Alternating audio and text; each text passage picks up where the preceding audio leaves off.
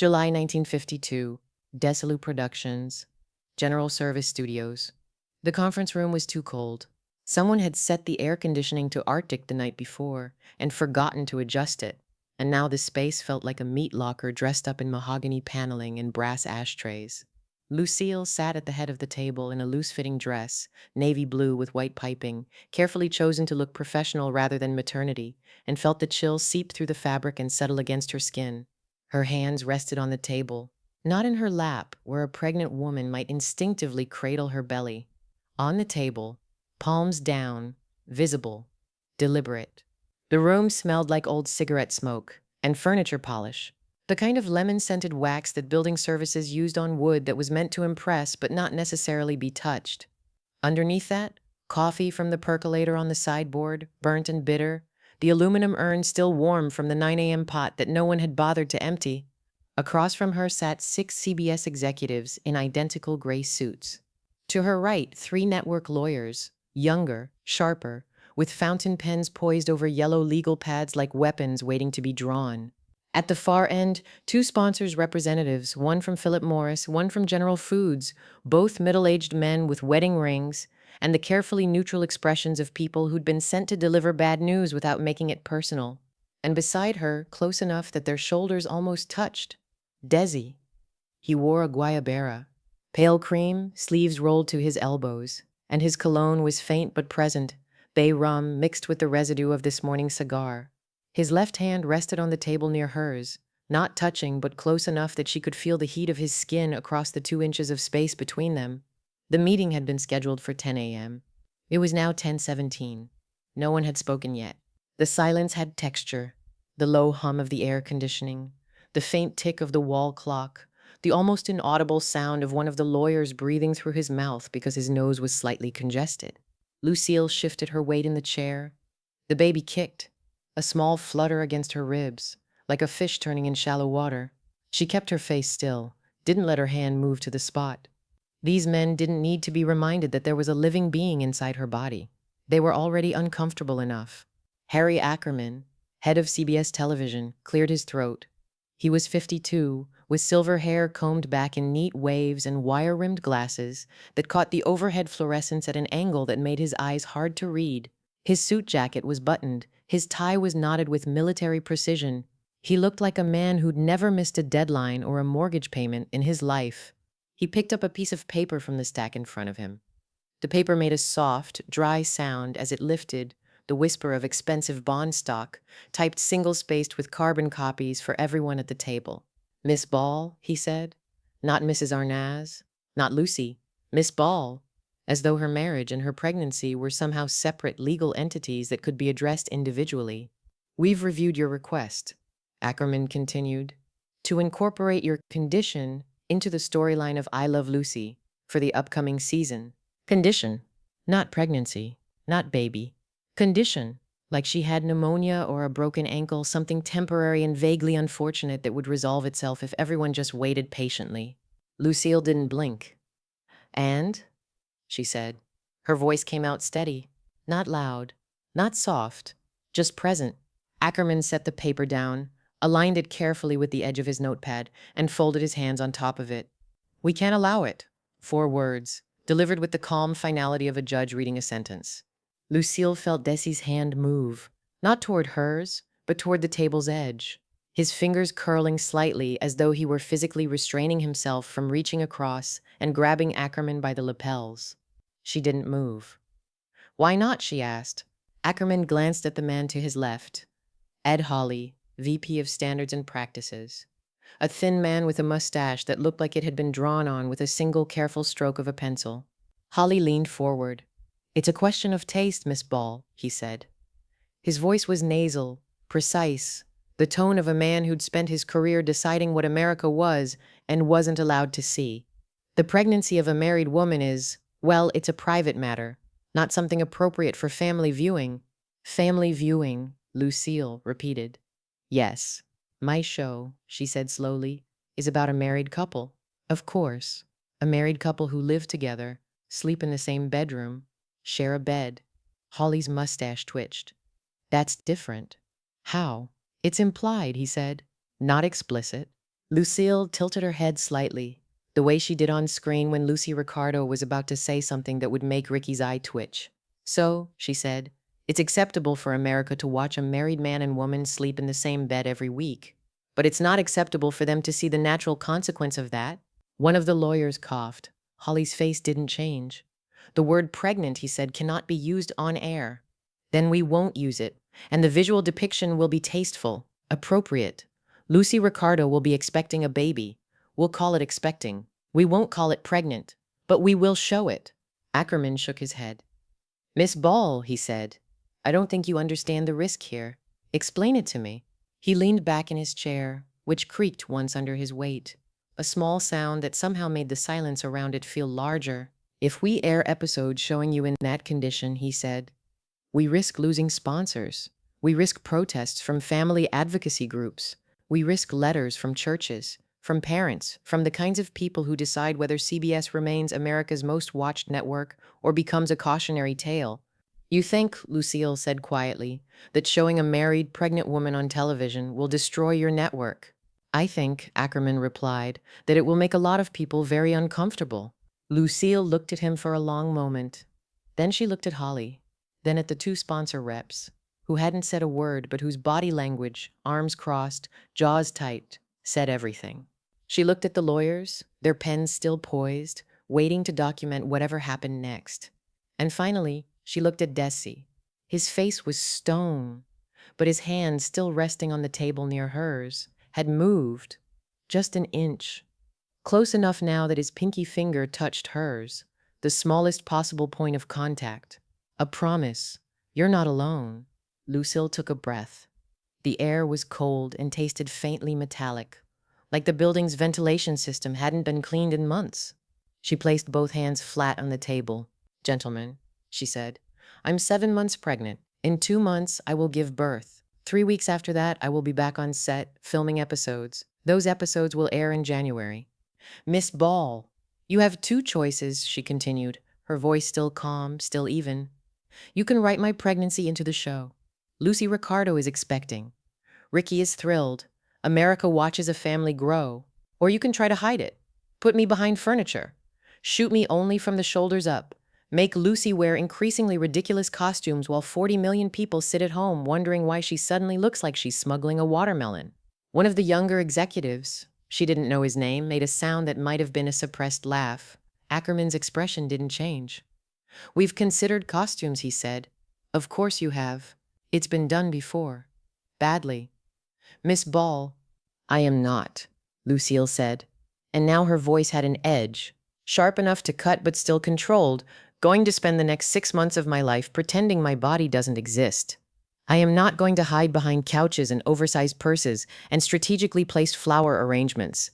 And I am absolutely not going to insult the intelligence of every woman in America by asking them to pretend they don't notice. Silence. The clock ticked, the air conditioning hummed. Somewhere down the hallway, a door opened and closed, the sound muffled but distinct. Holly leaned forward again. Miss Ball, he said, if we allow this, if we show you pregnant on national television, we will be setting a precedent. Other shows will follow. Standards will slip. And before you know it, Lucille interrupted, women will be allowed to exist on television the way they exist in real life, with bodies, with pregnancies, with lives that don't stop being real just because you find them inconvenient. She stood, slowly, carefully, one hand briefly touching the table for balance. The dress she'd chosen was loose but not shapeless. It draped across her belly in a way that suggested rather than announced, the fabric moving with her as she rose to her full height. Every man in the room looked at her. Not at her face, at her stomach, at the undeniable, inescapable fact of her pregnancy, now standing at eye level, impossible to ignore. She let them look. 40 million people watch my show every week, she said. Most of them are women. Most of those women are mothers, or will be, or know someone who is. You think they'll be offended by seeing a pregnant woman on screen? She picked up her purse, a small black clutch, the clasp cool against her palm. They'll be relieved, she said, because for once, someone on television will look like them. She turned toward the door. Desilu stood. We're done here, he said. His accent was thick, deliberate. He let every consonant land like a gavel. Ackerman opened his mouth. Miss Ball. Lucille stopped, didn't turn around. I'm not asking for permission, she said. I'm telling you what's going to happen. Lucy Ricardo is having a baby. America is going to watch. And if you try to stop me, I will walk off this lot, take my show to another network, and you will spend the rest of your career explaining to your board of directors why you let the most watched program in television history slip through your fingers because you were afraid of a pregnant woman. She opened the door. The hallway outside was brighter, warmer, smelling like floor wax, and the faint ghost of someone's perfume. She walked through. Desi followed. The door closed behind them with a soft, final click. July, September 1952. Production offices, rehearsal halls, America's living rooms. The pregnancy episodes were written in secret, not because Lucille wanted secrecy, but because CBS's Standards and Practices Department insisted on reviewing every script, every line, every camera angle before a single frame could be shot. Jess Oppenheimer wrote the first draft in his office with the door closed and the blinds drawn, typing on a manual Underwood that clacked loud enough to be heard 3 rooms away. He titled it Lucy is enceinte, the French word for pregnant, a compromise that made the network lawyers grind their teeth but technically complied with the rule that the word pregnant couldn't appear in English. The script arrived on Lucille's desk on a Tuesday morning. She read it in her dressing room, the same 12 by 14 space with the buzzing lights and the formica vanity, now crowded with baby gifts from crew members, a hand-knitted blanket from wardrobe, a wooden rattle from the grips, a card signed by everyone in the writer's room that said, "Congratulations, Mama Lucy." The script was funny. Ricky finds out Lucy's pregnant and faints.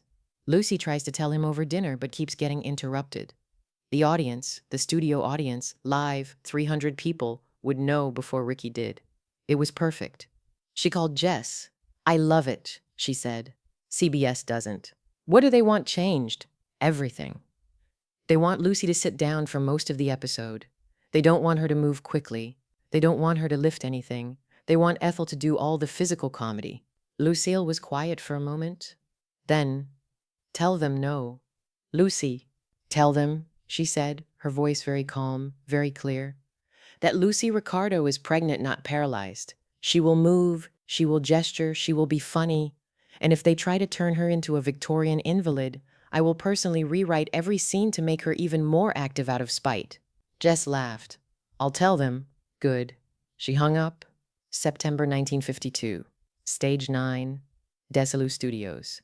The day they filmed Lucy is enceinte, the studio audience arrived 2 hours early. The line stretched around the block, women mostly, some with husbands, a few with children who'd been allowed to skip school for the occasion. They wore their best dresses, their Sunday hats, their carefully applied lipstick. They carried purses that matched their shoes and cameras they weren't allowed to use inside but brought anyway, just in case. Those of us working the floor that day could feel it, the electricity in the air, the sense that something historic was about to happen even though no one quite knew what. Lucille arrived at 5 p.m., 2 hours before filming. She'd spent the afternoon with hair and makeup, her red curls teased into Lucy Ricardo's signature style, her lips painted the exact shade of red that photographed best under stage lights. She wore a maternity smock, pale pink with white buttons, loose enough to be comfortable but fitted enough to show the curve of her belly. When she walked onto the set, the crew applauded. Not because they'd been told to, because they wanted to. She smiled, not the Lucy Ricardo smile, wide and manic and designed for the cheap seats, the Lucille Ball smile. Smaller, real. "Let's make history," she said. The episode filmed in front of a live audience, the way every I Love Lucy episode did. 300 people packed into bleachers that smelled like popcorn and floor polish and nervous excitement. The lights were hot, a wall of Klieg lights that made the air shimmer and turned the soundstage into a furnace. Lucille could feel sweat gathering at her hairline, beneath the wig cap, along the small of her back. The baby kicked. She pressed one hand briefly to her side, smiled, and walked onto the set of the Ricardo apartment. The audience gasped, not because they were shocked, because they recognized that silhouette, that shape, that undeniable reality of a woman 7 months pregnant, standing in her living room, trying to figure out how to tell her husband the news. The scene played. Lucy tries to tell Ricky over breakfast. He's too busy reading the paper. She tries again over lunch. He's rushing to a rehearsal. Finally, she goes to the Tropicana Club and sends Ricky a note. Someone at table 7 has a message for you. Ricky comes out, reads the note, looks at the camera, looks at Lucy, and faints. The audience screamed with laughter. Not polite laughter, not restrained television laughter, the kind of laughter that comes from recognition, from relief, from seeing something real and joyful and completely, utterly human. Lucille stood in the middle of the set, one hand on her belly, and felt the sound wash over her like a wave. This was why she'd fought. Not for herself, for them. For every woman in that audience who'd ever been told to hide, to diminish, to take up less space. October 1952, CBS Standards and Practices Office. The first rough cut of Lucie's enceinte was screened for network executives and 3 clergymen, a priest, a minister, and a rabbi, brought in specifically to determine whether the episode violated community standards. They watched in silence. When the lights came up, Ed Hawley turned to the religious leaders. "Well," he said. The priest spoke first. "It's beautiful," he said. The minister nodded. "It's about family, about love, about the miracle of life." The rabbi smiled. "If you don't air this," he said, "you're making a mistake." Holly looked at them for a long moment. Then he looked at the screen, now dark, where Lucy Ricardo's face had been frozen mid-laugh. "Fine," he said. He sounded like a man who'd just lost an argument he'd been sure he'd win. "Air it." December 1952. Cedars of Lebanon Hospital, Los Angeles. Lucille went into labor on a Monday. Early morning, just after 4 a.m., the contractions starting slow and then accelerating with a speed that made the nurses move faster, their rubber-soled shoes squeaking on the linoleum as they wheeled her from the maternity ward entrance to the delivery room in what felt like seconds. The hospital smelled like antiseptic and floor wax. The lights were too bright. Desilu was somewhere behind her, his voice saying her name, but she couldn't turn her head to see him because another contraction was building, and all she could do was breathe through it, her hands gripping the rails of the gurney hard enough that her knuckles went white. A nurse, young, blonde, her cap pinned at a precise angle, leaned over her. "You're doing great, Mrs. Arnaz." Lucille wanted to laugh. Great wasn't the word. Surviving was the word. The delivery room was colder than she'd expected. Tile floors, tile walls, metal instruments arranged on trays with the kind of precision that suggested violence disguised as care. The doctor, an older man with gray hair and steady hands, stood at the foot of the table, his face mostly obscured by a surgical mask, his eyes the only part of him that looked human. "One more push," he said. Lucille pushed. The pain was a white-hot roar that blotted out thought, blotted out sound, blotted out everything except the singular animal drive to get this baby out, and then a cry. High and thin and furious, the most beautiful sound she'd ever heard. "It's a boy," the doctor said. Lucille collapsed back against the table, her body suddenly hollow and impossibly heavy at the same time. A boy. She had a son. A nurse wrapped the baby in a white blanket and brought him to her. A small, red, squalling creature with dark hair plastered to his skull and fists that waved in the air like he was already fighting something. Lucille looked at him. He looked back. His eyes were dark, unfocused, but aware. She touched his cheek with one finger. His skin was impossibly soft. "Hi," she whispered. Her voice was hoarse from screaming, from pushing, from the hours of labor that had felt like days. "Hi, baby." The baby's fist closed around her finger. The grip was surprisingly strong. She started to cry. Not sad tears, not happy tears. Something else. Relief, maybe. Or recognition. This was what she'd fought for. Not just the right to be pregnant on television, but the right to be whole, to exist in her body without apology, to show America that women were not decorative objects to be hidden when they became inconvenient, but living, breathing, creating beings who deserve to be seen. January 1953, 9 p.m. EST. The episode aired. Lucy goes to the hospital. 44 million people watched. It was at the time the most watched television event in American history. More people watched Lucy Ricardo give birth than watched President Eisenhower's inauguration the next day. In living rooms across the country, women sat beside their husbands, their mothers, their children, and watched a pregnant woman on television be funny, be real, be visible. And for the first time, many of them saw themselves reflected back. Not as warnings, not as problems, not as conditions to be managed, but as women. Whole, complicated, powerful women who could create life and create art and refuse to choose between them. February 1953. Lucille's dressing room. The baby was 6 weeks old. Lucille had been back at work for 2. She sat in her dressing room between takes, holding a bottle she was trying to warm in a bowl of hot water, while simultaneously reading a script revision and trying to ignore the fact that her breasts hurt and her stitches still pulled when she moved too fast. Motherhood, it turned out, was not particularly glamorous, but it was hers. A knock at the door. "Come in," she said, not looking up.